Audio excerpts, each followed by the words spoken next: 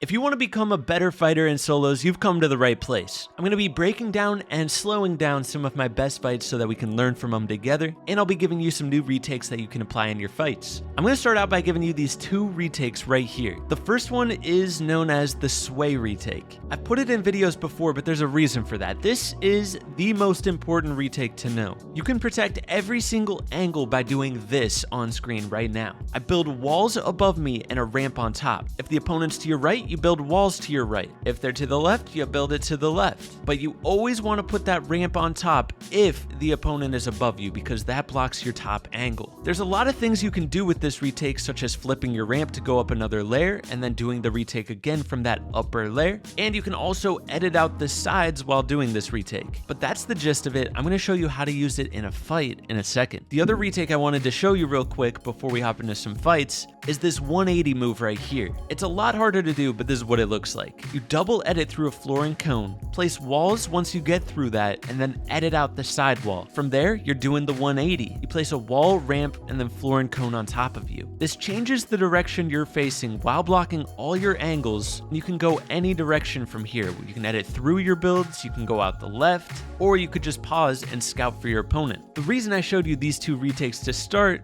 is because I used both of them in this first fight. This fight's against Ken Beans, and to start it, I used the sway retake. Notice how I use it here. I only do it once, and then I turn and look for piece control on the enemy. A lot of times I use that sway retake just to start a fight, get up some layers, and gain a little distance from the enemy. Especially if the opponent's right on top of you, this can help give you some distance away from them. I heard him going to the right after I finished that retake, and I was able to quickly get him boxed, break the ramp with one shot because it had just been edited. When an opponent edits their builds, it gets weaker. So I shot it once, set up a good peek, and airballed. So we had to reset the fight. Right after resetting the fight, I do the other retake. It was honestly perfect. I almost got him full pieced here, but I left my left wall open, so I took some damage. Here's how I finish the fight. He sets up a window peak, and so I try to pre-fire him, but as soon as I don't hit that shot, I place a ramp. That puts him in a bit of an awkward spot. He can either reposition or edit straight at me. I have the cone in the box over, so even if he edits at me, I just flip up the cone, get out of that box, and then set up a peak, which is exactly what I do. After I get that peak on him, he's got to get out of there.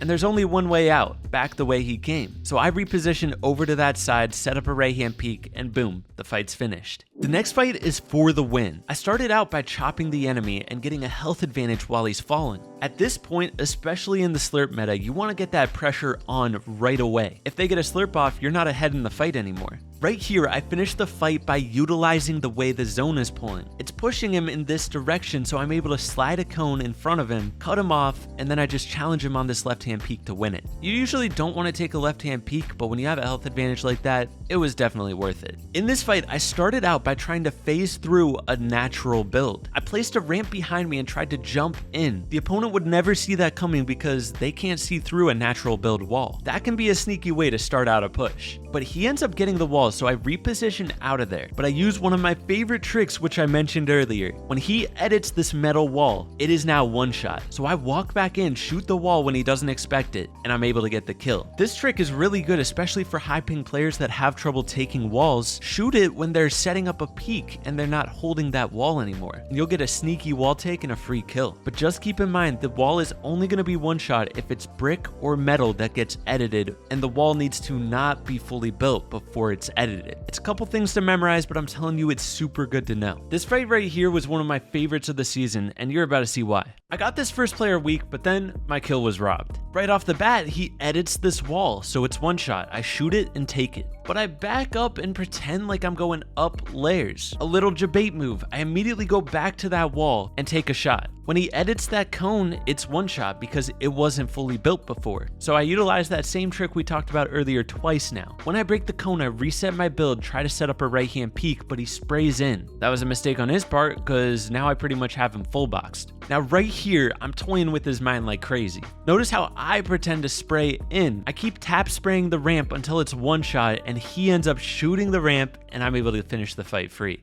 It's a Jivan fighting tutorial, you know, we got to include some Martas Peaks. If you don't already know the Martas Peak, here's plain and simple what it looks like. If the opponent's one layer above you, you edit the back tile of your floor, place a ramp, and jump through that floor to take a peek. Every time I do this peek shot, I always build walls after to try to box him in. But in the first clip, it didn't matter because I maxed him. The second one here is a bit more complicated. I build up to my opponent and I get him coned. He's on this ramp and floor right above me. So I started off by taking the floor, and then when I take the ramp, it's going to drop him down a layer. So I don't just take the ramp, I take it and reset my floor. And this sets up a perfect opportunity to do the Martas Peak. This was such a perfect play. The opponent has two boxes, but they don't own the wall in between. I noticed that, and this is a perfect opportunity to catch him off guard. I first place the wall. The way I win this is with this pressure move. I don't just try to double swing into his box to get the wall back, because he's going to be able to break my wall and replace it before I can get in there. Instead, I shoot the wall and then pickaxe it. This lets me get in the box faster and edit that wall before he's able to double pickaxe it. Shooting the wall can oftentimes help you break it faster, super key to know. A lot of times in a build fight, especially in a cash cup, I'll pause on a mid layer instead of just continually building up to the sky. When I'm on this mid layer here, I'm just waiting for the opponent to make a move and trying to stay one step ahead of them. He drops down on my wall here, and instead of just editing on him, I back up into the other box and take just the best peek possible. Now that I have a health advantage, I'm the one pressuring. I get up to his lair and I notice, just like in the last fight, there's a wall open in between the two boxes. So I jump into his box while grabbing that wall, but sadly, he got two ramps placed and that ruined the attack. But I just perfectly track him all throughout this fight, keeping the pressure on, going from different angles, and eventually I caught up to him and got the kill. Finding those gaps in opponent structures, such as a wall open in a box or an opponent doesn't have a cone in the box, is super crucial to ending fights. Here's another example of that. I notice he's holding a double edit up here, but he doesn't have that front wall. So I run right at him and he thinks he has a free shot, but I claim that wall before he shoots and just full box him and get the kill. In this situation, the weak part was he didn't have a cone in his box. So while I'm breaking the wall here, I place a ramp in his box and then drop down below and try to pre-box him. Sure enough, he dropped down there and I get the kill. When you put a ramp in someone's box, they're not always going to go the direction you predict, but the more times you try it, the more chances you'll have of getting that prediction correct. Piece control is all about trying to stay one step ahead of the opponent. You're not always going to have that one step advantage, but all it takes is one correct prediction, just like there, to get the kill.